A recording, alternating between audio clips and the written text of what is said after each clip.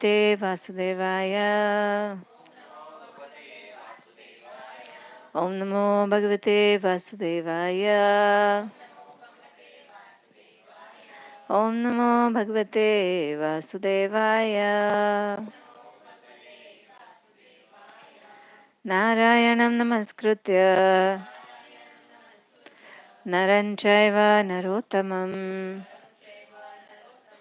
देवीं सरस्वतीं व्यासं ततो जयमुदीरयेत्। नष्टप्रायेषु अभद्रेषु नित्यं भागवत सेवया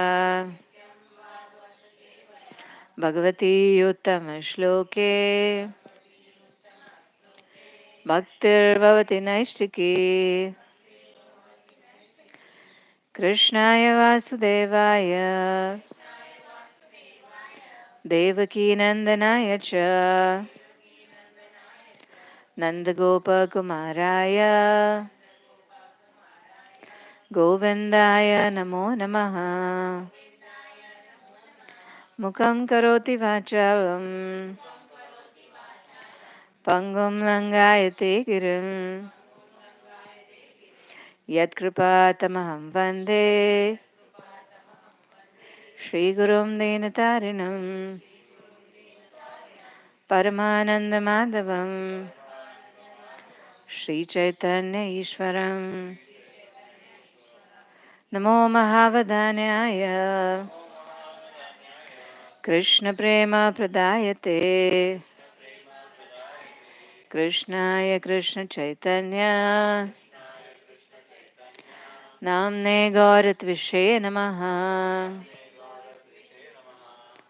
हरे Krishna.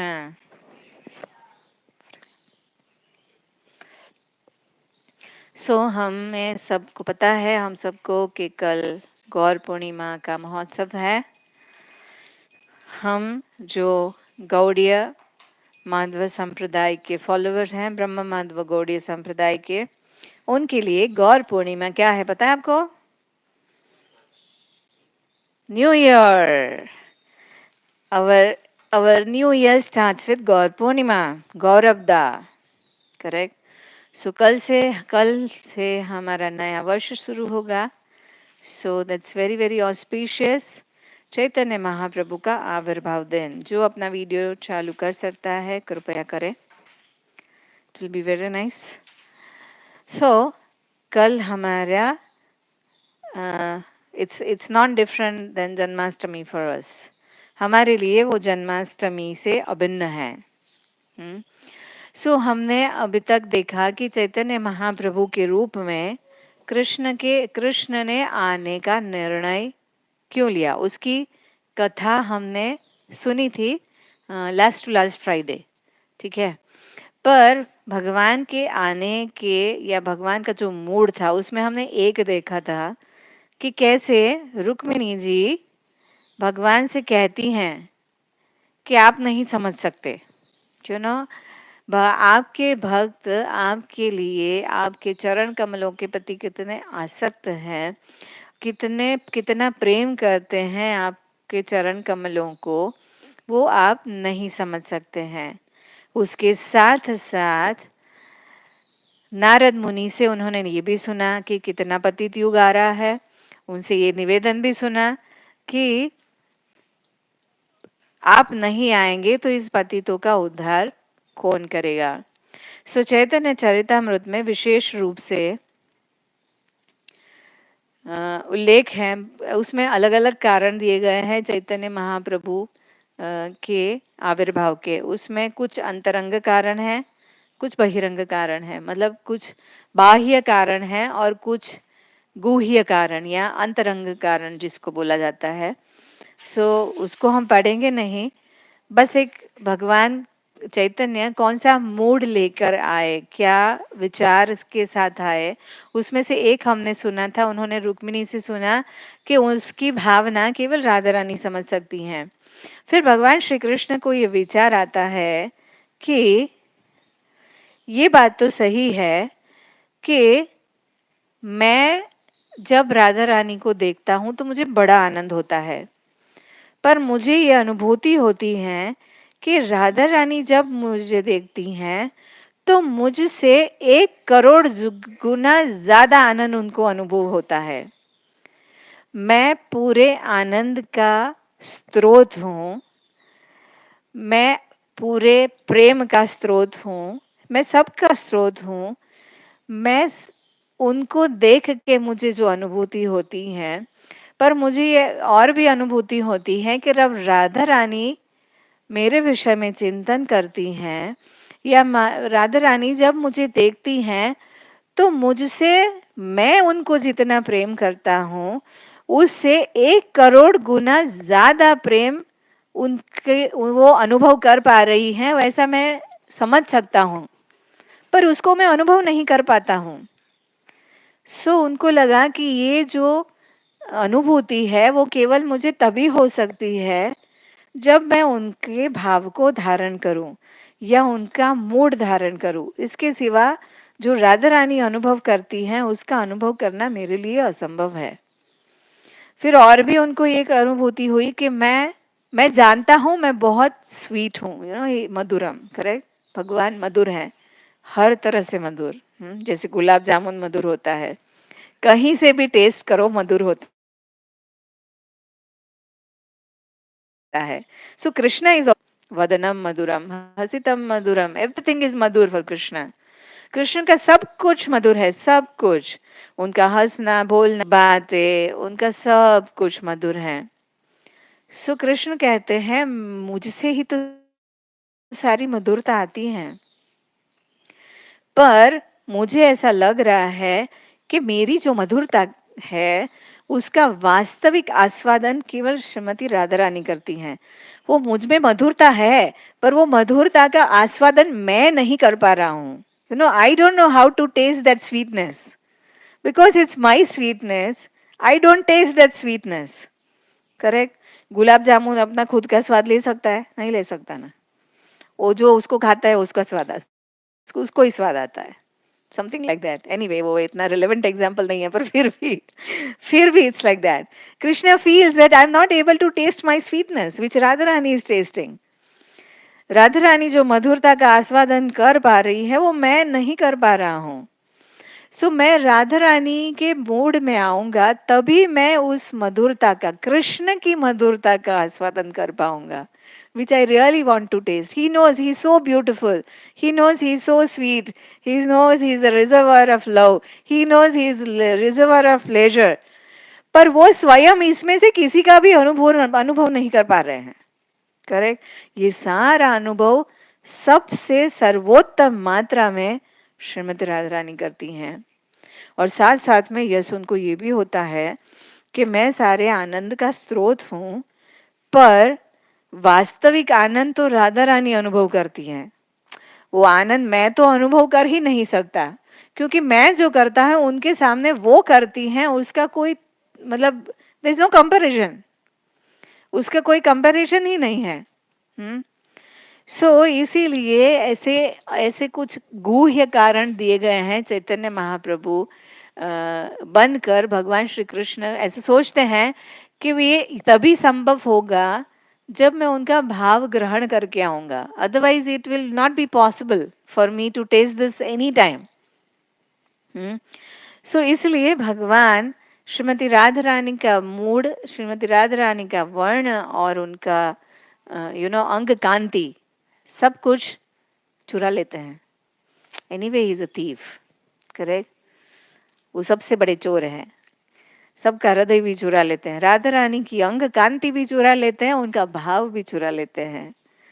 And he decides to come as Lord Chaitanya, as a devotee of himself.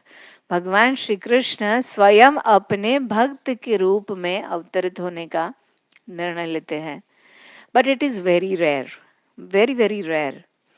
Rare इसलिए है कि जैसे हम जानते हैं, हम सब बड़े पंडित जी हैं, करेक्ट। बहुत बार सुन चुके हैं, बहुत बार रट चुके हैं कि ब्रह्मा जी क्या एक दिन कितना बड़ा होता है। कल युग, द्वापर युग, त्रेता युग, सत्य युग की पूरी 1000 बार साइकिल आती है, बराबर। 43,20,000 वर्ष एक साइकिल में होते हैं, उसको 1000 से मल्टीप्लाई करते हैं तो उनको 12 घंटे होते हैं। ऐसी बड़ी इतनी रात्रि होती हैं, उसमें ब्रह्मा जी के एक दिन में 14 मनु होते हैं।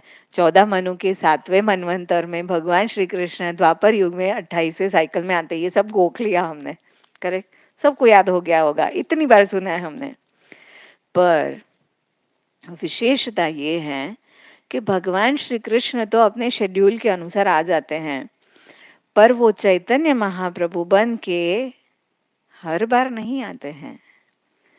There is no schedule for Lord Chaitanya to come or Krishna to come as Lord Chaitanya. There is absolutely no schedule.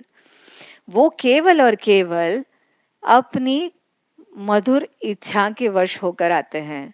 It's only his own sweet will when he decides to come. वो भौतिक जगत में आने की का निश्चय करते हैं अपनी मधुर इच्छा से. उनको ना कोई फोर्स कर सकता है, न उनके लिए कोई टाइम टेबल है, न उनका कोई शेड्यूल है. जब कृष्ण को ये आस्वादन करना होता है तब वो चैतन्य महाप्रभु बनकर आते हैं. पर एक बात जरूर है कि जब भी वो आते हैं तो भगवान श्री कृष्ण के प्राकट्य के बाद के कलयुग की प्रथम संध्या में ही आते हैं. जब भी आते हैं तो, पर वो ब्रह्मा जी के हर दिन में आए ऐसा आवश्यक नहीं है. इनका कोई ऐसा शेड्यूल नहीं है. सो हम सब इतने भाग्यवान हैं कि चैतन्य महाप्रभु केवल 500 वर्ष पूर्व आए. 500 कितने हुए, 530 साल के आजू बाजू, केवल उतने वर्ष हुए. ये अभी भी चैतन्य महाप्रभु की लीला स्थलियां हमारे सामने उपस्थित हैं और चैतन्य महाप्रभु की ही कृपा से उनके शिष्यों ने भगवान श्री कृष्ण की सारी लीला स्थलियां व्रजभूमि में भी हमारे सामने प्रकट की. वो हमारे सामने प्रकट हुई सत गोस्वामियों की कृपा से, जिनको भगवान चैतन्य ने आदेश दिया कि आप जाइए व्रजभूमि में और भगवान श्री कृष्ण की सारी लीलाओं के स्थानों को प्रकट कीजिए लोगों के लिए. So ये भी, see, Krishna is so merciful. If you can just think of all this, you know, भगवान इतने कृपालु हैं कि उनकी कृपा की कोई सीमा ही नहीं है. पर फिर भी हम उन पे डाउट करते हैं, विश्वास नहीं करते. जस्ट थिंक, यू नो, हम इतने ज्यादा सीमित हैं, इतने ज्यादा कंडीशन है कि हमारी आजू बाजू जो हो रहा है या फिर हमने जो स्कूल में कॉलेज में पढ़ा है उसके परे हम सोचते ही नहीं हैं. पर जब हम शास्त्र में देखेंगे और शास्त्र से पढ़ेंगे तो हम ये समझ पाएंगे कि जब ये, और हम ये भी जानते हैं ब्रह्मा जी के 100 वर्ष के बाद सब विनाश हो जाता है और ये सब कुछ कारणों दक्षाई की मकार दो दक्षाई विष्णु मतलब महाविष्णु की एक सांस के समय जितना है. वो सांस लेते हैं सारे ब्रह्मांड का विनाश हो जाता है, सब कुछ उनके अंदर प्रविष्ट हो जाता है और जब सांस बाहर निकालते हैं तो सारा प्राकट्य हो जाता है और उसमें ब्रह्मा जी के सारी आयु भी समाप्त हो जाती हैं. और ये इसमें गोलोक वृंदावन में कोई समय ही नहीं है. ये सांस हमको समझने के लिए दी गई है कि इतना ही है. ब्रह्म संहिता में बताया है, it is what is that, निमेष मात्र. निमेष मतलब आंख की पलक झपकना. आंख की पलक झपकने में कितना समय लगता है, दैट इज कॉल्ड निमेष. और बस उतना ही समय होता है जब पूरा भौतिक जगत प्रकट होता है और अप्रकट हो जाता है और उसमें हम जाने कितने करोड़ों करोड़ों करोड़ों करोड़ों बार जन्म ले लेते हैं, वापस मृत्यु होती है, वापस जन्म लेते हैं, जाने कितने करोड़ों बार. और ये गोलोक वृंदावन में कुछ भी नहीं है. It's like not even fraction of second. Anyway वहां समय ही नहीं है, जैसे हम ब्रह्म संहिता से समझ सकते हैं. तो आप सोचिए, भगवान श्री कृष्ण हर ब्रह्मांड में जो कि अनगिनत हैं. हमने सुना है ऐसी ऐसी टोकरी लीजिए, उसमें सरसों के दाने डाल दीजिए, राई, सरसों के दाने, कितने दाने आएंगे, गिन सकते हैं आप उसको? ऐसे ही इतने ब्रह्मांड होते हैं भौतिक जगत में जिसको गिन नहीं सकते। हम गिनती सीखते हैं इसलिए करोड़ों करोड़ बोल देते हैं, पर वास्तव में उसकी कोई गिनती ही नहीं कर पाता है। और उसके साथ साथ हर ब्रह्मांड में भी उतने ही ग्रह होते हैं। पृथ्वी लोक में खाली एक पृथ्वी नहीं है, पृथ्वी लोक में अनेकों ग्रह हैं। इंद्र लोक में खाली एक लोक नहीं है, सारे देवी देवताओं के लोक हैं। सो हम सोच सकते हैं कि ये सब कुछ कितना अनलिमिटेड है। विशाल शब्द इसके लिए कुछ नहीं है, इज सो इनसिग्निफिकेंट। हम जितना भी बड़ा सोच सके उसके लिए विशालता का कोई प्रमाण ही नहीं है। जैसे वो कहानी है, एक स्टोरी है, एनालॉजी है। एक वेल होता है, वेल वेल समझता है ना, कुआ। कुएं में एक मेंढक रहता है, मेंढक सबने देखा है ना, करेक्ट? सो वो मेंढक कैसा भी करके, पता नहीं अचानक कूद कूद के या किसी ने पानी निकाला होगा तो उसमें होके बाहर आ जाता है कुएं से। पहली बार वो जीवन में कुएं से बाहर आया है। और कुएं से बाहर आकर वो पूरा विश्व देख रहा है। उसके लिए पूरा विश्व क्या था? एक कुआं।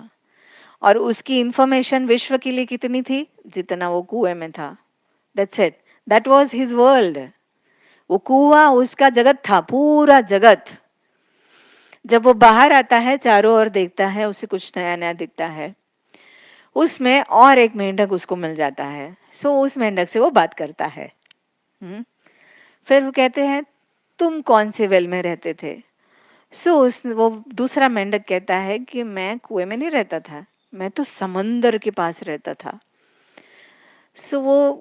अब वो जो वो कुएं वाला मेंढक है, उसको बेचारे ने समंदर तो कभी देखा नहीं, उसको पता नहीं समंदर होता कैसा है। फिर वो दूसरा मेंढक जो समंदर के पास से आया है उसको समझाने का प्रयास करता है। उसमें बहुत पानी होता है, बहुत सारा। तो उससे बोलता है, ये कुआं पूरा भर जाए इतना सारा पानी? क्योंकि उसने तो खाली कुआं ही देखा है, उसको क्या पता। देखो अभी कहाँ पानी कम है ना, या पूरा भर जाएगा तो कितना सारा पानी हो जाएगा। क्या इतना सारा पानी होता है समंदर में? तो समंदर वाला मेंढक बोलता है, नहीं, ये तो कुछ भी नहीं है, समंदर में तो इससे अनेक गुना पानी है। बहुत बड़ा है समंदर, बहुत बड़ा, हम कल्पना भी नहीं कर सकते।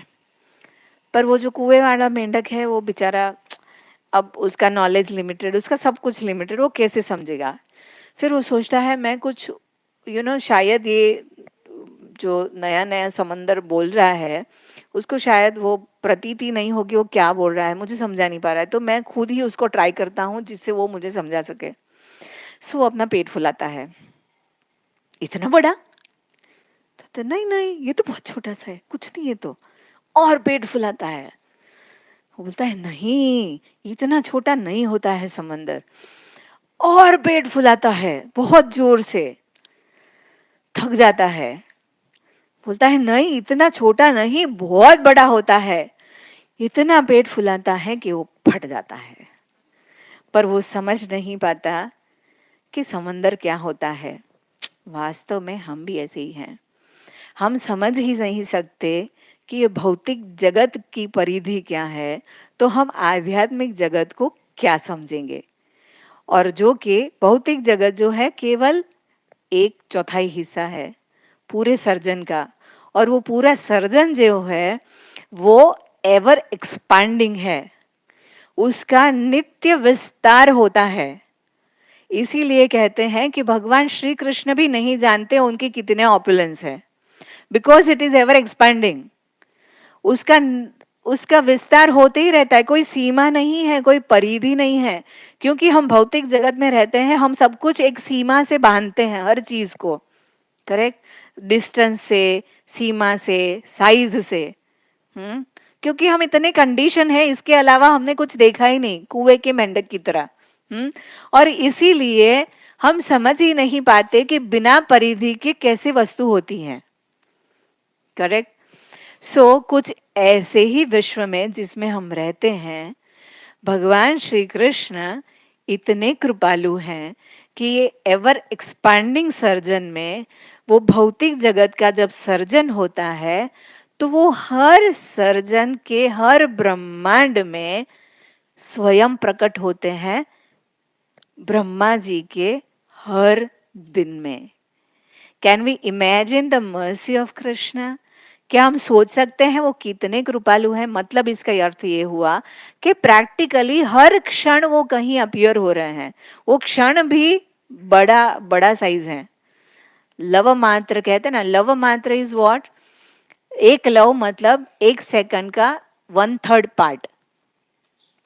1 सेकंड का 1/3 पार्ट जो है उसको कहते हैं लव। उससे भी स्मॉलर पार्ट होता है। श्रीमद् भागवतम के 3 स्कंद में आप समय के विषय में पढ़ सकते हैं। Very beautifully explain by Sukhdev Goswami.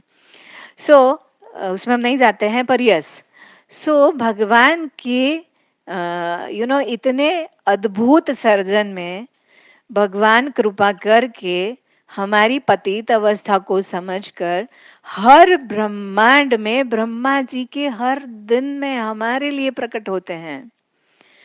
और चैतन्य महाप्रभु इतने कृपालु हैं कि और हम इतने हद से ज्यादा भाग्यवान हैं कि चैतन्य महाप्रभु केवल 500 वर्ष पूर्व आए और चैतन्य महाप्रभु बनकर कृष्ण, और उन्होंने क्या कहा, अगले 10,000 वर्ष तक जो भी उनके दी गए मार्ग पर चलेगा, जो कृष्ण भावनामृत को अपनाएगा, वो निश्चित रूप से भगवत धाम वापस जाएगा। ये 10,000 वर्ष का जो विंडो है, विंडो इसलिए बोल सकते हैं कि जैसे ब्रह्मा जी का एक दिन हम देखेंगे, करोड़ों वर्षों का एक दिन होता है, बराबर 4.3 बिलियन ईयर्स। उसमें 10,000 वर्ष क्या है? कुछ भी नहीं है। इट इज 1 डिवाइडेड बाय 0.89, नहीं 0.8 0.0000000 10 जीरो लगाने के बाद 89 percentage I am saying percentage. इतनी संभावना है इस 10,000 वर्ष में हमारे जन्म लेने की। मतलब it is almost like 0। Correct? ये कैलकुलेटर भी काउंट नहीं कर सकता है। करेक्ट? प्रभु ट्राई कीजिए, वो 10 डिजिट में नहीं आता है वो। 10 डिजिट से आगे जाता है, 0.10 डिजिट से आगे। कोई कैलकुलेटर हमें ये फिगर भी नहीं दिखाएगा, और वो तो परसेंटेज है, तो उसमें और 2 जीरो ऐड हो जाएंगे। इतनी संभावना है हमारी इस सुवर्ण युग में, इस 10,000 वर्ष के सुवर्ण युग में जन्म लेने की। Can we understand how fortunate we are? हम कितने भाग्यवान हैं, और उसमें भी और भाग्यवान इसलिए हैं कि श्रील प्रभुपाद और गुरु महाराज जैसे भगवान के शुद्ध भक्त की कृपा से हमें कृष्ण भावनामृत से जुड़ने का अवसर मिला है। हम भक्तों से मिले, इट्स नॉट बाय फ्लूक। ऐसे भागवतम में, श्रीमद् भागवतम में भगवान श्री कृष्ण उद्धव को बताते कोई ऐसे ही भक्त नहीं बनता है। यह हेतु की कृपा होती है किसी भक्त की या और भगवान की, जिससे कोई किसी भक्त के संपर्क में आता है, और वो भक्त के संपर्क में आकर वो कृष्ण भावनामृत से जुड़ता है। ये अहेतु की कृपा से होता है, ऐसे ही बाय फ्लूक नहीं हो जाता है। और आप सोचिए, जो मैंने बताया उस दृष्टिकोण से अगर आप सोचते हैं तो हम कितने अत्यधिक भाग्यवान हैं। ये भाग्य बहुत बहुत बहुत रेयरली मिलता है, और इसीलिए कृष्णदास कविराज गोस्वामी चैतन्य चरितामृत में बताते हैं, श्री कृष्ण चैतन्य कृपा करो हो विचार, विचार करिले चित्ते पाबे चमत्कार। भगवान श्री कृष्ण चैतन्य की कृपा का खाली आप विचार भी करते हो ना, खाली एक लॉजिक, तर्क, तर्क शास्त्री बहुत तर्क करते हैं ना, लॉजिक लगाते हैं, हर चीज में लॉजिक लगाते हैं. So just think of this logic. अगर चैतन्य महाप्रभु के प्राकट्य का अगर आप लॉजिक ही विचार करते हो, then you will understand कि it's no less than miracle. वो चमत्कार से बिल्कुल कम नहीं है कि हमें ये मिला. करेक्ट. मैं पढ़ती हूँ 2-3 श्लोक उसमें से, चैतन्य चरितामृत आदि लीला में दिया गया है. और कितने कृपालु हैं चैतन्य महाप्रभु कि उसके लिए मुझे थोड़ी सी लीला बतानी पड़ेगी. हम उनके प्राकट्य की लीला अगर समय मिला तो सुनेंगे. But let us hear this. It's very wonderful to have that feeling that we are so fortunate, isn't it? हम कितने भाग्यवान हैं, वो अनुभूति करना ही इतना अद्भुत है कि ऑटोमेटिकली हमें वो भावना प्रकट हो जाती है भगवान के प्रति कि इतनी कृपा कौन दे सकता है. और हमारे आचार्य ऐसे ही नहीं बोलते हैं. जिसे लोचन दास ठाकुर ने लिखा है, परम करुणा बहु दुई जन निताय गौरचंद्र, सब अवतार सार शिरोमणि केवल आनंद कंद. सभी अवतार के सार हैं, सार शिरोमणि. He is the crest jewel of all the incarnation. जो चैतन्य महाप्रभु ने दिया या वो जो देते हैं वो और किसी ने कभी नहीं दिया, कभी नहीं. कृष्ण स्वयं आए तो भी उन्होंने कभी नहीं दिया अपना प्रेम. जैसे हमने पहले सुना है कि राधा कृष्ण क्या जो अद्भुत राधा कृष्ण की जो लीला है और राधा और कृष्ण के तत्व को समझ पाना, इट इज प्रैक्टिकली इम्पॉसिबल. ये समझना कठिन नहीं है, असंभव है. पर जब स्वयं कृष्ण आए चैतन्य महाप्रभु के रूप में, तब उन्होंने स्पेशली हमारे लिए रिवील किया कि ताकि हम उसके प्रति आकर्षित हो और हमें उनके प्रति प्रेम जागृत हो. और वो प्रेम देने वाले भी तो वही है. जैसे हमारे आचार्य बताते हैं, he has opened the store house of love for Krishna. उन्होंने भगवान श्री कृष्ण के प्रेम का जो खजाना है सबके लिए खोल दिया है, सबके लिए, बिना कोई योग्यता दिए देखे. जगाई मदाई जैसे लोगों को भी उन्होंने कृष्ण प्रेम दिया. ऐसे लोग जिसने ऐसा कोई पाप नहीं जो न किया हो, कोई पाप नहीं. शास्त्रों में वर्णित ऐसा कोई पाप नहीं था जो जगाई मदाई ने न किया हो.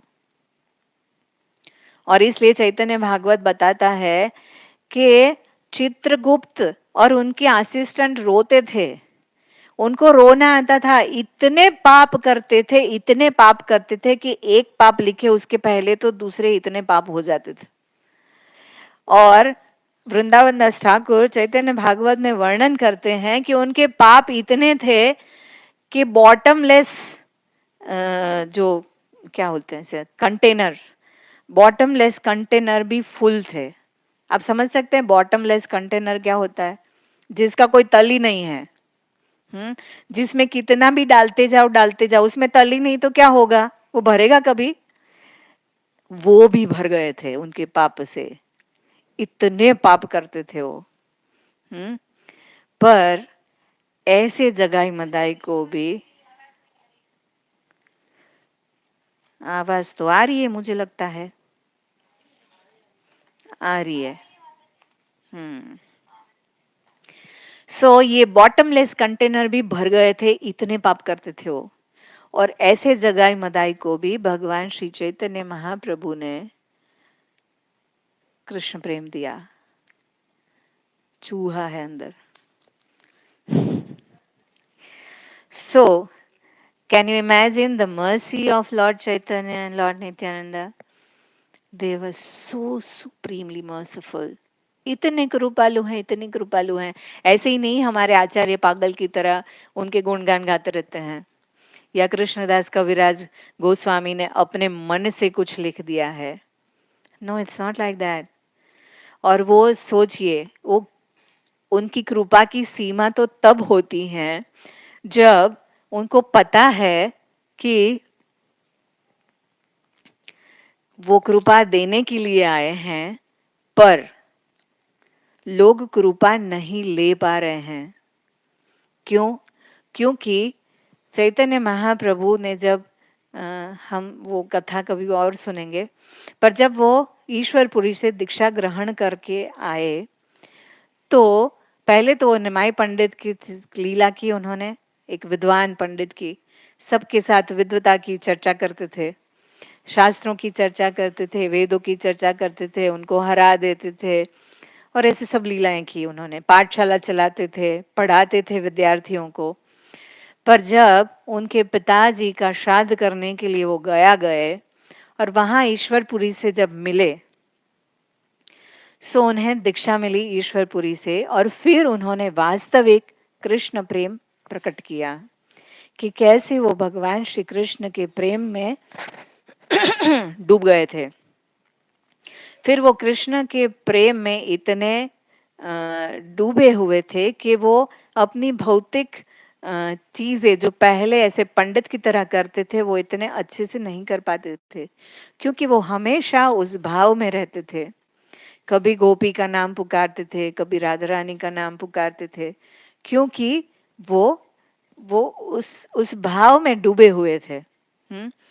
सो लोग उनको सीरियसली नहीं लेते थे। और इतना ही नहीं, उनके खुद के स्टूडेंट्स जो थे, उनके खुद के जो विद्यार्थी थे, वो उन्हें कभी कभी क्रिटिसाइज करते थे कि आप इतने विद्वान होकर ये क्या, ये राधे राधे बोलते हैं, गोपी गोपी बोलते हैं, ऐसा कहाँ लिखा है शास्त्र में आप।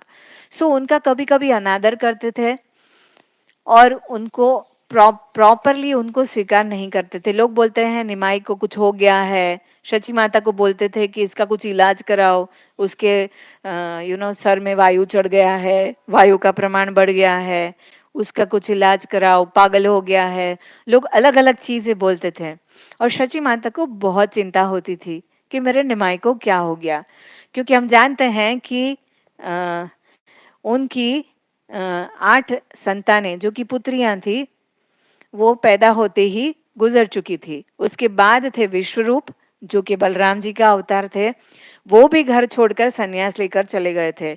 और फिर बाद में आए विश्वंभर, मतलब गौरंगा। और फिर ऋषि रूप के जाने के वियोग से जगन्नाथ मिश्रा ने भी प्राण त्याग कर दिए थे। तो शची माता का एकमात्र सहारा था विश्वंभर।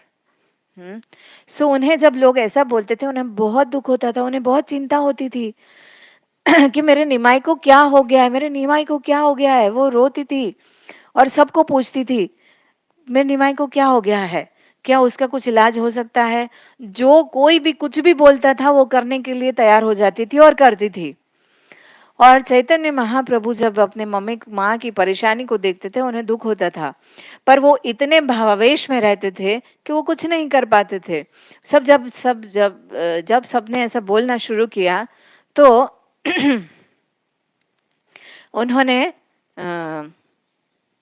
श्रीवास ठाकुर से पूछा, क्योंकि वो जानते हैं श्रीवास ठाकुर बहुत अच्छे भक्त हैं भगवान के।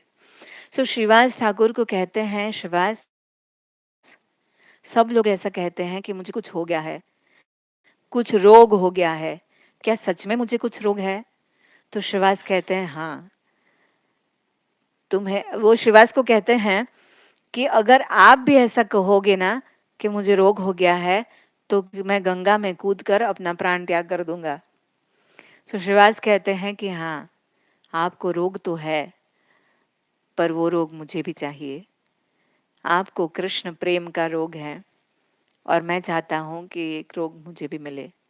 सो जब चैतन्य महाप्रभु ये सुनते हैं तो उन्हें बड़ा आनंद होता है, पर वो ये समझ पा रहे हैं कि लोग ये नहीं समझ पा रहे हैं और उनका अनादर करने के कारण वो और पतित हो जाएंगे। सो वो क्या सोचते हैं, मोरे न मानिले सब लोक विनाश, इथि लागी कृपार्थ प्रभु कोरिले संन्यास। श्री चैतन्य महाप्रभु ने विचार किया, जब तक लोग मुझे स्वीकार नहीं करेंगे वे विनष्ट हो जाएंगे। एक तो वो भगवान स्वयं है।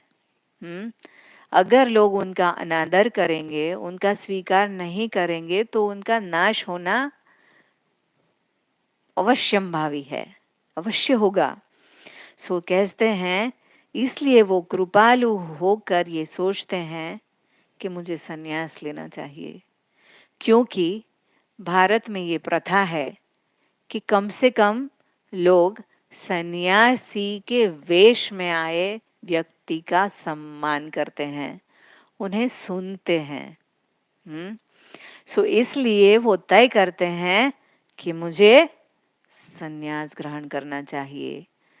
कितनी कृपा। सन्यासी बुद्धय मोरे कोरिबे नमस्कार, तथापि खंडिबे दुख पाइबे निस्तार। Just think of the mercy of Lord Chaitanya. यदि कोई व्यक्ति मुझे एक सामान्य सन्यासी मानकर भी नमस्कार करेगा तो उसके सांसारिक दुख घट जाएंगे, अंततः उसे मुक्ति प्राप्त होगी। क्या कोई इतना कृपालु हो सकता है? इतनी कृपा क्या किसी अवतार ने दी आज तक? कभी नहीं। लोगों को कृपा देने के लिए उन्होंने संन्यास ग्रहण किया कि मुझे सामान्य, मैं जो हूं वो तो वो कभी समझ नहीं पाएंगे, पर अगर मुझे सामान्य सन्यासी भी समझेंगे तो उनका उद्धार हो जाएगा, मुक्त हो जाएंगे वो। है न कृपा माया चैतन्य भज, है न कृपा माया चैतन्य ना भजे जन, सर्वोत्तम होइलो तारे असुरे गणन। जो व्यक्ति दयालु भगवान चैतन्य महाप्रभु का सम्मान नहीं करता था या उनकी पूजा नहीं करता, उसे असुर समझना चाहिए। ये कृष्णदास कविराज गोस्वामी बता रहे हैं। वैसे भी हम जानते हैं कि असुर की व्याख्या क्या है? जो भगवान का भक्त नहीं है वो असुर है, और जो भक्त है वो सुर है। सो वैसे भी देखा जाए तो कृष्ण ही चैतन्य महाप्रभु बनकर आए। So Chaitanya Mahaprabhu and Krishna is not different. So जो उनका भक्त नहीं है वो भी असुर हैं, भले ही उसे मानव समाज में कितना ही प्रतिष्ठित क्यों न माना जाता हो। यदि वो चैतन्य महाप्रभु की पूजा नहीं करता तो उसे असुर समझना चाहिए। अतएव पुनः कहो ऊर्ध्वबाहु चैतन्य नित्यानंद भजक कुतर्क छड़िया। इसलिए मैं अपनी भुजाएं उठाकर फिर कहता हूं, हे मित्रों, झूठे तर्कों को छोड़कर श्री चैतन्य तथा नित्यानंद की पूजा करो। And now the verse comes. Shri Krishna Chaitanya दया करो हो विचार, विचार करी ते चित्ते पावे चमत्कार। यदि आप सचमुच तर्क में रुचि रखते हैं तो इसका प्रयोग श्री चैतन्य महाप्रभु की कृपा पर कीजिए। यदि आप ऐसा करेंगे तो पाएंगे कि यह अत्यंत अद्भुत है। उनकी कृपा की कोई तुलना कर ही नहीं सकता है। बहुजन्म कोरी यदि श्रवण कीर्तन, तबु न पाए कृष्ण पदे प्रेमधन। यदि कोई हरे कृष्ण महामंत्र का जप के मंत्र जप में 10 अपराध करता है तो वह चाहे अनेक जन्मों तक पवित्र नाम का जप करने का प्रयास क्यों न करे, उसे भगवत प्रेम प्राप्त नहीं हो सकता, जो इस जप का चरम लक्ष्य है। करेक्ट? हम जानते हैं ना, हम हरे कृष्ण मंत्र का जप करते हैं कृष्ण प्रेम प्राप्त करने के लिए, पर यहाँ क्या लिखा है कि यदि कोई अपराध बहु जन्म करे यदि श्रवण कीर्तन, बहुत बहुत जन्मों तक श्रवण कीर्तन करता है पर यदि अपराध करता है, तबु ना पाए कृष्ण पादे प्रेमधन, वो कृष्ण प्रेम प्राप्त नहीं कर सकता है। अज्ञात सुलभा मुक्तिर भुक्तिर्यज्ञादि पुण्यतः सेयम साधन सहस्रैर हरि भक्ति सुदुर्लभा। ये श्लोक श्रीमद् भागवतम से लिया गया है। दार्शनिक ज्ञान के अनुशीलन से मनुष्य अपनी आध्यात्मिक स्थिति को समझ सकता है और इस तरह मुक्ति पा सकता है। यज्ञ तथा पूर्ण कर्मों को संपन्न करके मनुष्य उच्चतर ग्रह मंडल में इंद्रिय तृप्ति प्राप्त कर सकता है, किंतु भगवान की भक्तिमय सेवा इतनी दुर्लभ है कि ऐसे हजारों यज्ञ करके भी यह प्राप्त नहीं की जा सकती हैं। आप कितने भी यज्ञ कर ले, कितने भी अनुष्ठान कर ले, कितने भी व्रत उपवास कर ले, कितनी लोगों की पूजा ही कर ले, जो आपसे बन पड़ता है सब कर ले, जितनी तपस्या हो सकती है कर ले, ये सब आपको मुक्ति दिला सकते हैं या भौतिक जगत में सुख दे सकते हैं, इंद्रिय तृप्ति दे सकते हैं, पर भगवान की भक्तिमय सेवा इतनी दुर्लभ है कि वो ये सब हजारों बार करने से भी प्राप्त नहीं हो सकती, पर वो चैतन्य महाप्रभु की कृपा से हो सकती हैं। ये श्लोक भी श्रीमद् भागवतम से है। राज्यं गुरुरलम राज्यं गुरुरलम भवतां यदूनां दैवं प्रिय कुलपति क्वच किंकरो वह अस्तेवमंग भगवान भजतां मुकुंदो मुक्तिं ददाति करहि चित्स्म न भक्ति योगम। महर्षि नारद ने कहा, हे महाराज युधिष्ठिर, अरे बीच में एक श्लोक मिस हो गया,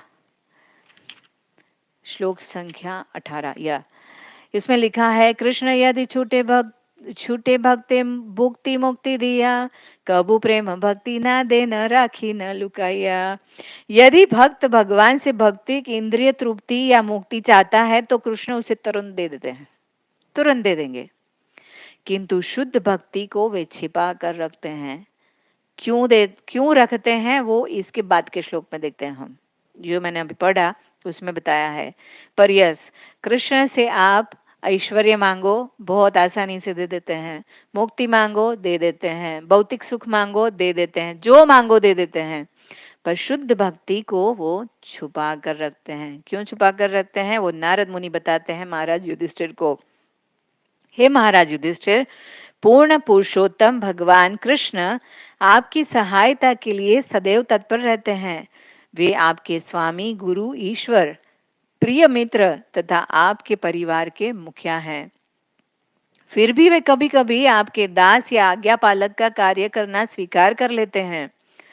आप अत्यंत भाग्यशाली हैं, क्योंकि यह संबंध केवल भक्ति योग द्वारा ही संभव हो सकता है। भगवान मुक्ति तो सरलता से दे देते हैं, किंतु वे किसी को भक्ति योग आसानी से नहीं प्रदान करते, क्योंकि वे उस प्रक्रिया से भक्त के साथ बंध जाते हैं। करेक्ट? जब कोई भक्ति करता है तो उनका संबंध स्थापित हो जाता है। You know, he becomes his family member. जब भगवान की भक्ति में कोई लगता है तो भगवान श्री कृष्ण को उन्हें अपना फैमिली मेंबर बनाना पड़ता है। हम कभी किसी को ऐसे ही फैमिली मेंबर बना देंगे?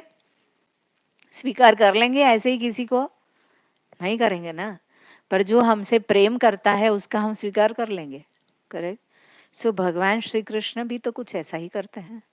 जो उनको सच में प्रेम करते हैं उनका वो स्वीकार करते हैं, पर अब स्वीकार करेंगे तो वो बंध भी तो जाएंगे। करेक्ट?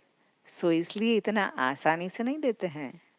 हे न प्रभु श्री चैतन्य दिलाय तथा जगाई मदाई पर्यंत अनेर का कथा। श्री चैतन्य महाप्रभु ने इस कृष्ण प्रेम को यत्र तत्र सर्वत्र, यहाँ तक कि जगाई तथा मदाई जैसे सर्वाधिक पतितों को भी मुक्त हस्त होकर प्रदान किया। तो भला उन सब के विषय में क्या कहा जाए जो पहले से पवित्र तथा उन्नत है। अगर वो जगाई मदाई को भी कृष्ण प्रेम दे सकते हैं तो हमें क्यों नहीं? अगर वो झारखंड के पशुओं को भी कृष्ण प्रेम दे सकते हैं तो क्या हमें नहीं देंगे? जरूर देंगे। क्यों नहीं देंगे? क्यों दे सकते हैं? स्वतंत्र ईश्वर प्रेम निगूढ़ भंडार, बिलाइल यारे तारे का ना कैल विचार। पूर्ण पुरुषोत्तम भगवान के रूप में श्री चैतन्य महाप्रभु पूर्णतया स्वतंत्र है। ही इज कंप्लीटली इंडिपेंडेंट, वो आत्माराम है, उनको किसी के ऊपर डिपेंडेंट होने की आवश्यकता नहीं है। वो पूर्ण रूप से स्वतंत्रता है, स्वतंत्र है, जो करना चाहे कर सकते हैं, जो देना चाहे दे सकते हैं, वो किसी से बाधित नहीं है। उनके सामने कोई कंडीशन नहीं रख सकता, हम भी नहीं रख सकते। इसलिए ये मूर्खता है जब हम ये सोचते हैं कि हम कुछ कर रहे हैं तो भगवान को भी करना चाहिए। इससे बड़ी मूर्खता कुछ और हो ही नहीं सकती है।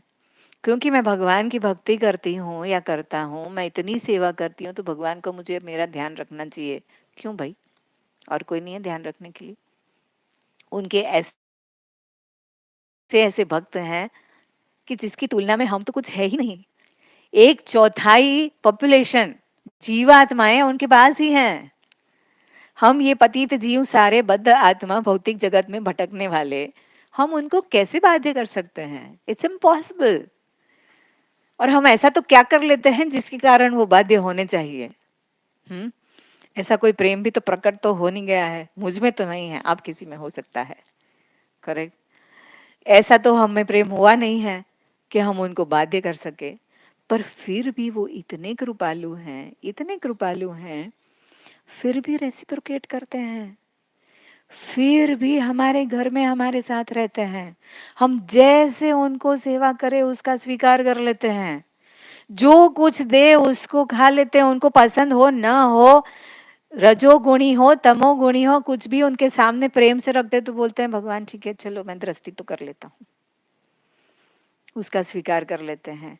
हमारे टेस्ट के अनुसार खाते हैं, उनको पसंद आता है कि नहीं आता है, सोचता है चलो कोई बात नहीं, मेरा भक्त कुछ लेके तो आया मेरे पास। ऐसे अद्भुत भगवान, पर फिर भी हम उनका अनादर करते हैं। हमसे पतित और कोई हो सकता है? यस, पूर्ण पुरुषोत्तम भगवान के रूप में श्री चैतन्य महाप्रभु पूर्णतया स्वतंत्र है। अतएव वे अत्यंत गूढ़ रूप से संचित वरदान भगवत प्रेम को बिना भेदभाव के हर एक को वितरित कर सकते हैं। ये उनका फ्री विल है। करेक्ट, हम बोलते हैं ना free will, he is completely free. वो पूर्ण रूप से स्वतंत्र हैं। सो वो जब जहां जिसको कृष्ण प्रेम देना चाहे दे सकते हैं, और वही देने के लिए वो चैतन्य महाप्रभु के रूप में प्रकट हुए। Just just give, okay give, ताओ, ले जाओ, आपको चाहिए ले जाओ, पर आपको मांगना होगा, आपको इच्छा करनी होगी। जैसे भक्ति विनोद ठाकुर कहते हैं, एने छी औषधि माया नाशिबारो लागी, हरि नाम महामंत्र लो तुम्हें मांगी। वो बहुत बहुत सुंदर है ये। भक्ति विनोद ठाकुर ने इतना अच्छे से इसका निरूपण किया है। व्हाट ही सेज, हम पूरा ही गाते हैं उसको, बहुत छोटा सा है, 4 लाइन है खाली। पहले तो हमको जगा रहे हैं वो। चैतन्य महाप्रभु कहते हैं जागो जागो। वो एक बार नहीं बहुत बार कहते हैं जागो, जीव जागो गोरा चांद बोले, कोटा निद्रा जाओ माया पिशाची कोले। ये पिशाची निद्रा की माया में कब तक सोते रहोगे? जागो जागो जागो। किसमें से जागो? ये भौतिक जगत के बंधन से जागो। माता जी वो फोन दीजिए मेरा। जागो। कब तक? करोड़ों वर्षों से तुम सो ही रहे हो, करोड़ों जन्मों से सो रहे हो। अब तो जागो। क्यों जागो? वो बता रहे हैं कि तुम कैसी स्थिति में है समझो। इट्स लाइक वो बृहस्पति का अपमान करके इंद्र गटर गटर घूम रहे थे सुअर बन के। करेक्ट। ब्रह्मा जी को हुआ कि अब उसका समय समाप्त हो गया है, उनको बुलाने आए कि आ जाओ बेटा, अब इंद्रासन संभाल लो। पर वो इंद्रासन नहीं चाहते हैं। क्यों? क्यों? उनको लगता है कि मैं बहुत सुखी हूँ गटर गटर प्रोसेस हलवा खा के। करेक्ट, हमारी भी कुछ ऐसी ही हालत है। हमको लगता है हम भौतिक जगत में कितने सुखी हैं, गाड़ी है, बंगला है, अच्छा सा घर है, अच्छा बेटा है, अच्छी बेटी है, अच्छी बहू है, सब कुछ अच्छा ही अच्छा है। फिर क्या आवश्यकता है? I am so happy here. पर ये हैप्पीनेस क्या है? क्षण मात्र की हैप्पीनेस है। दूसरे ही क्षण हमें कुछ ऐसा आ जाता है कि जिससे हम दुखी दुखी हो जाते हैं। पर फिर भी जब खुशी आती है तो हम भूल जाते हैं कि ये वास्तविक खुशी नहीं है, ये हमारी जगह नहीं है। जैसे इंद्र इतने बद्ध हो गए वो सुअर के शरीर में कि उनको ये भी नहीं समझ में आया कि वो कौन है और उनका पद क्या है। हमारा भी कुछ ऐसा ही है, हम उससे कम नहीं है, हम ऐसा ही है। ये भौतिक जगत की इंद्रिय तृप्ति करते करते हम ऐसे ही हो गए हैं। हमारा जो स्थान है भगवत धाम में हम भूल चुके हैं उसको। हमको समझ में ही नहीं आता कि ये सब गटर के प्रोसेस हलवे जैसा है। यू नो, श्रील भक्ति सिद्धांत सरस्वती ठाकुर बताते हैं कि ये भौतिक तृप्ति की इच्छाएं जो होती है ना, इट्स लाइक शुकर ए रविष्टा।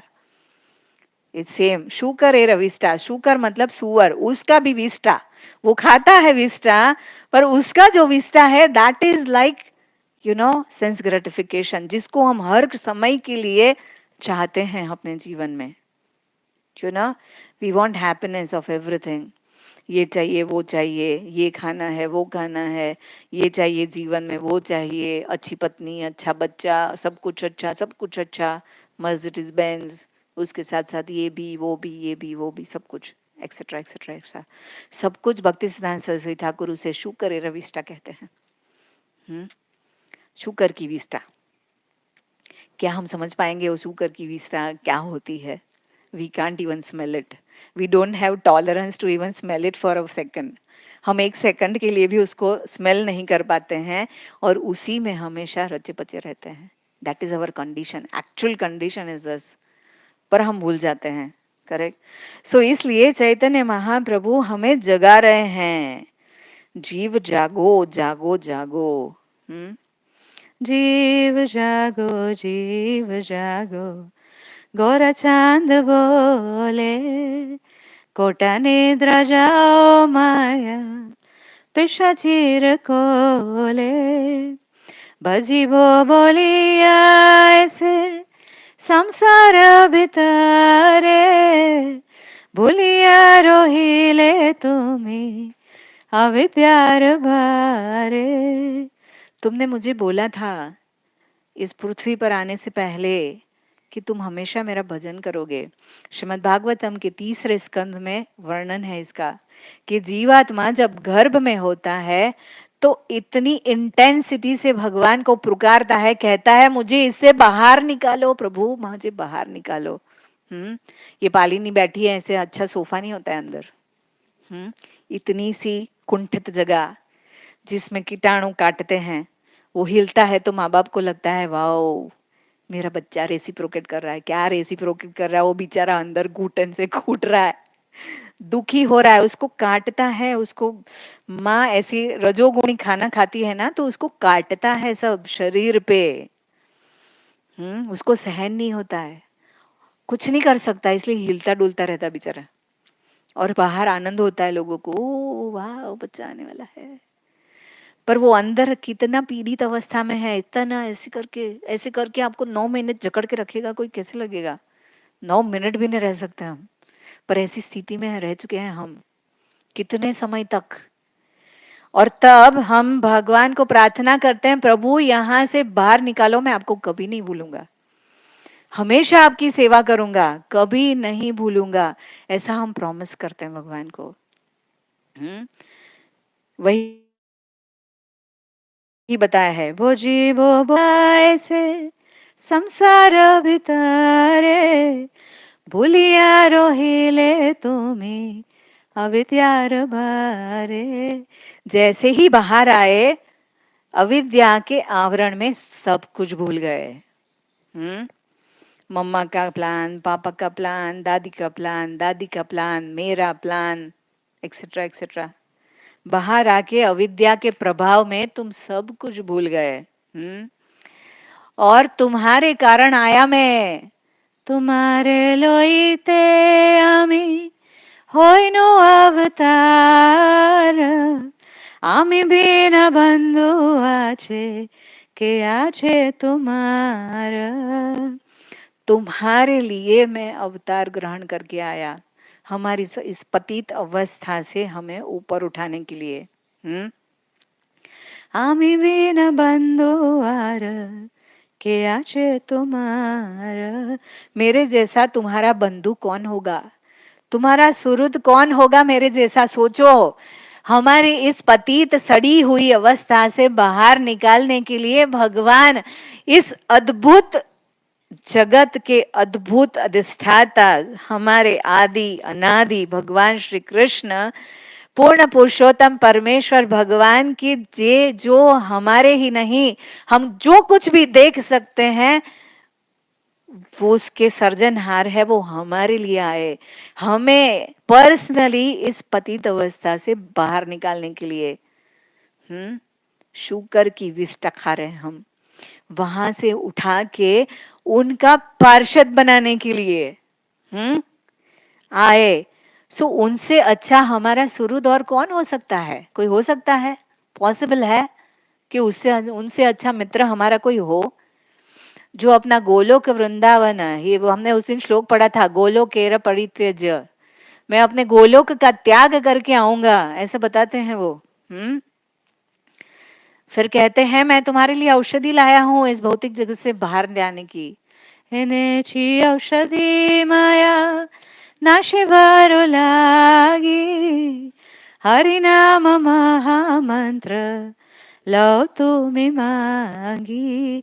मैं तुम्हारे लिए इस भव रोग की औषधि लेके आया हूं। तुम सड़ रहे हो ना, ऐसी औषधि लाया हूं कि औषधि खा के तुम यहां से बाहर निकल सकते हो, मेरे धाम में आ सकते हो, मेरा प्रेम प्राप्त करके। पर उसे करना क्या होगा? मांग के ले लो उसे। भक्तिविनोद ठाकुर कहते हैं मांग के ले लो, आपको मांग के लेना होगा उसको, और कुछ नहीं करना है, बस मांग लो उसको। फ्रीली दे रहे हैं, कोई कोई चार्ज नहीं है, कोई कॉस्ट नहीं, कुछ कॉस्ट नहीं, कोई प्राइस नहीं पे करना है, फ्रीली अवेलेबल है, बस आग जाके मांगना है, भगवान दे दो और वो दे देंगे freely. as much as you want, more than you want, more than you can even want it, उससे भी अधिक जो आप सोच सकते हो लेने का, वो देने के लिए तैयार हैं। और इसीलिए जब रूप गोस्वामी उन्हें प्रार्थना करते हैं, कहते हैं नमो महावदान्याय कृष्ण प्रेम प्रदायते। वो दानी नहीं, महादानी है, ऐसा महादानी जो कभी हुआ ही नहीं। और वो क्या देते हैं? कृष्ण प्रेम, और वो भी कैसे? प्रदायते, प्रोफ्यूजली गिविंग, प्रचुर मात्रा में देते हैं कृष्ण प्रेम। वो है चैतन्य महाप्रभु। और भक्ति Vinod Thakur, he is such an amazing devotee. भक्ति विनोद प्रभु चरणे परिया, से हरि नाम मंत्र लो मगिया। भक्ति विनोद ठाकुर ने उसे मांग लिया और उन्हें मिल गया। हरि बोल। सो क्या हमें चाहिए? किसको चाहिए? ऑनलाइन किसी को नहीं चाहिए। हरि बोल। Yes, so Chaitanya Mahaprabhu is so amazingly supremely merciful. मैंने सोचा था, एक्चुअली मैंने है ना कल थोड़ा प्रिपरेशन के रूप में थोड़ी सी लीला पढ़ी। वैसे पता थी मुझे, पर मैं सोचा मैं कुछ गड़बड़ न करूं। पर एनीवे, उसमें से कुछ कहने का अभी समय नहीं मिलेगा, because we are already over time. It's already 9:40 और उसको मैं एक्सटेंड करना नहीं चाहती हूँ। पर यस, आप सबसे निवेदन है,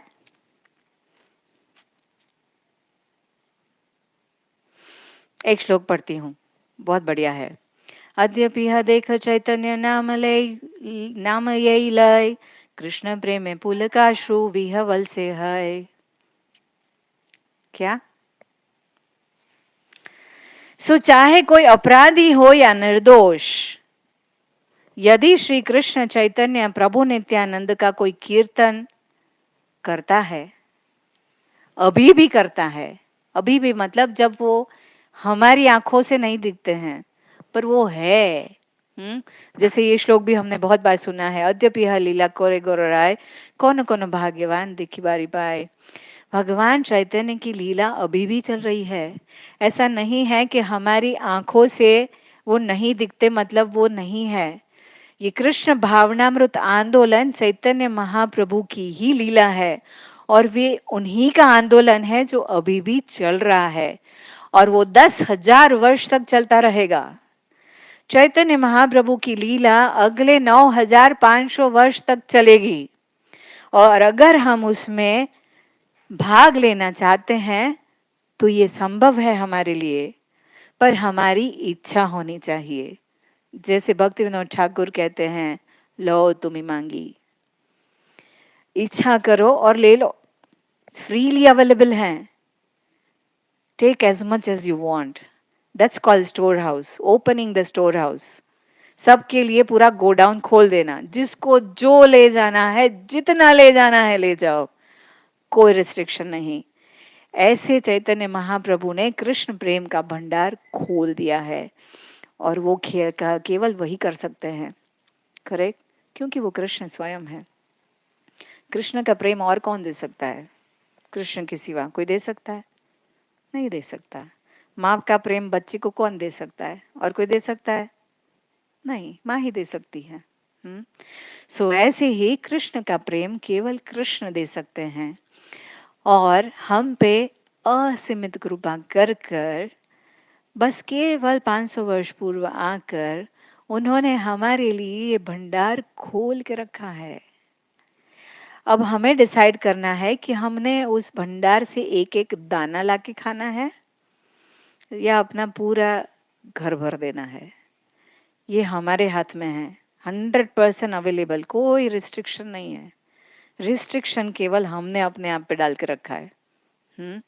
हमारी बद्ध अवस्था, हमारे काम, लोभ, क्रोध, मोह, मद, मत्सर्य, हमारे कर्म, हमारे भौतिक इंद्रियों की तृप्ति की इच्छा से हमने अपने आप को रिस्ट्रिक्ट करके रखा है। भगवान ने कोई रिस्ट्रिक्शन नहीं रखा, आओ ले जाओ, जो चाहिए ले जाओ, जितना चाहिए ले जाओ। सो ये हम पर निर्भर करता है हमें कितना चाहिए। भगवान देने के लिए तैयार है, जितना आपको लेना है ले जाओ।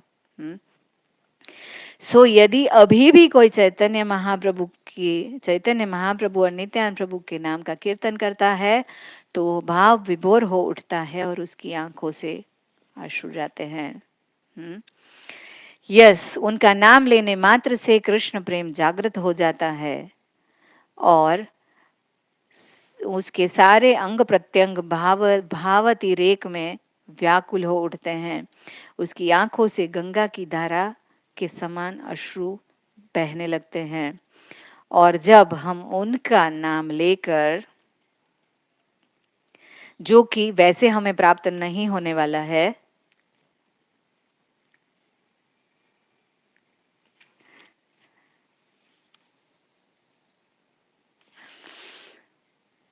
वो जैसे हम जानते हैं, कृष्ण नामक करे अपराधेर विचार, कृष्ण बोलिले अपराधेर ना हाय विकार। हरे कृष्ण महामंत्र का कीर्तन करते समय अपराधों पर विचार किया जाता है। कृष्ण कृष्ण के रूप में इतने दयालु नहीं है, वो सब देखते हैं। इसलिए उन्होंने कंडीशन रखा था, पहले मेरी शरण में आओ फिर मैं तुम्हारे पापों से उद्धार करूंगा, कंडीशन। पर चैतन्य महाप्रभु नो कंडीशन, बस आओ, कैसे भी करके आओ, कुछ भी हो जाए मैं तुम्हें जरूर दूंगा।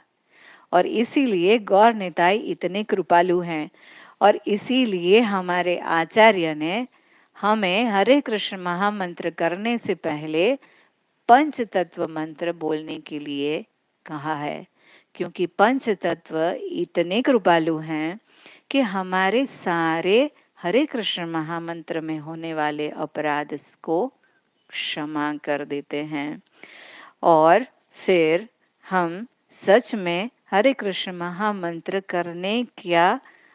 करने से जो अनुभूति है वो कर सकते हैं। वैसे तो यहाँ बताया है कि यदि हरे कृष्ण महामंत्र का कीर्तन करते हुए किसी का हृदय परिवर्तित नहीं होता, उसके नेत्रों से अश्रु नहीं बहते, उसका शरीर कंपित नहीं होता, न ही उसे रोमांच होता है, तो यह समझना चाहिए कि उसका हृदय लोहे के समान कठोर है। और ऐसा भगवान नाम के चरण कमलों पर अपराधों के कारण होता है। पर जब कोई निरपराध होकर हरे कृष्ण एक कृष्ण नाम करे सर्व पाप नाश, प्रेमेर कारण भक्ति कोरे न प्रकाश। एक कृष्ण नाम इतना शक्तिशाली है, ये हरि नाम चिंतामणि में भी बताया है। एक कृष्ण नाम करे सर्व पाप क्षय, नवविधा भक्ति पूर्ण नाम हत है। ये हरि नाम चिंतामणि में बताया है और इसमें भी ऐसा ही बताया है। एक कृष्ण नाम करे सर्व पाप नाश, प्रेमेर कारण भक्ति कोरन प्रकाश। यदि निरपराध होकर हरे कृष्ण महामंत्र का कीर्तन करने मात्र से सारे पाप कर्म दूर हो सकते हैं, हो जाते हैं, और भगवत प्रेम की कारण स्वरूपा शुद्ध भक्ति प्रकट हो जाती है।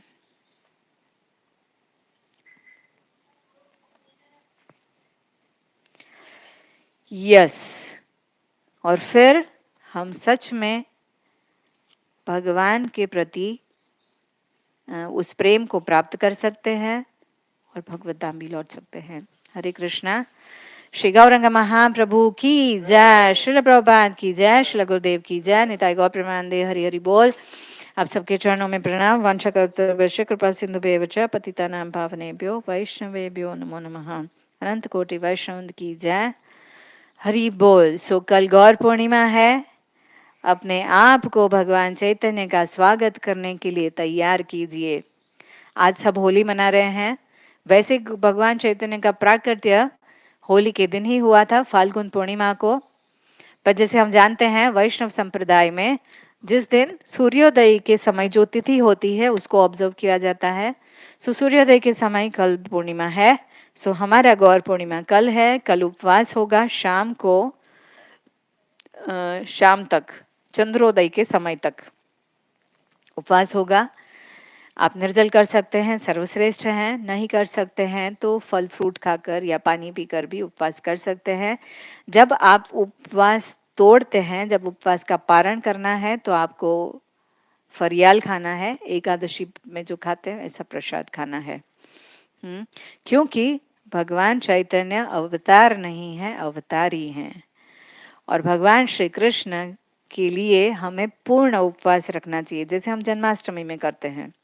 पूर्ण दिन उपवास करके फिर रात को फरियाल लेते हैं। सो इसी प्रकार से हम गौर पूर्णिमा के दिन भी पूरे दिन उपवास करते हैं। शाम को चंद्रोदय के समय फलाहार फरियाल कर सकते हैं। जो हम फास्टिंग में प्रसाद बनाते हैं, ऐसा प्रसाद भगवान को भोग लगाकर ऑफर कर सकते हैं। यदि आप बड़ौदा में हैं तो आमंत्रित हैं आप। शाम को भगवान का अभिषेक होगा गौरनिताई का मंदिर में और सबके लिए प्रसाद भी होगा। कृपया आइए। अगर आपके आसपास मंदिर हैं तो वहाँ भी कुछ न कुछ कार्यक्रम ज़रूर होगा। आप पूछ कर जा सकते हैं वहाँ पर। और यदि आपके आसपास कोई मंदिर नहीं है या आप कहीं नहीं जा रहे हो तो अपने घर में गौर निताई के लिए वो तो वैसे भी बना सकते हैं। जो जा रहे हैं शाम को वो भी सुबह बना सकते हैं, शाम को भी बना सकते हैं। भगवान के लिए अच्छा बढ़िया भोग बनाइए। चैतन्य महाप्रभु एनीवे वो ऐसी अपेक्षा नहीं करते हैं, पर यस हम उनकी प्रसन्नता के लिए जरूर कुछ कर सकते हैं। सो अगर आपके पास डेटीज हैं तो अभिषेक कीजिए, नहीं है तो भगवान के फोटो के सामने आप जिससे आपको जो बन पड़ता है उसे बना सकते हैं। फ्लावर्स ऑफर कर सकते हैं, तुलसी ऑफर कर सकते हैं, कीर्तन कर सकते हैं। Do as much kirtan as possible in front of the Lord. भगवान के सामने जितना भी कीर्तन कर सकते हैं हरे कृष्ण मंत्र का ज़रूर कीजिए, वो उन्हें अत्यधिक प्रसन्न करेगा, क्योंकि वही देने तो वो प्रकट हुए थे। सो उनको सबसे अच्छा ऑफरिंग है हरे कृष्ण मंत्र का कीर्तन। आपके पास समय है तो अधिक माला कर सकते हैं, पढ़ सकते हैं शास्त्रों को, श्रीमद् भगवद गीता, चैतन्य चरितमृत, आपके पास जो भी कुछ है उसे पढ़िए और अच्छे से अपना दिन बिताइए। बाकी सारी चिंताएं छोड़ दीजिए, कल सबको छुट्टी है। Leave everything aside and be Gauranga conscious.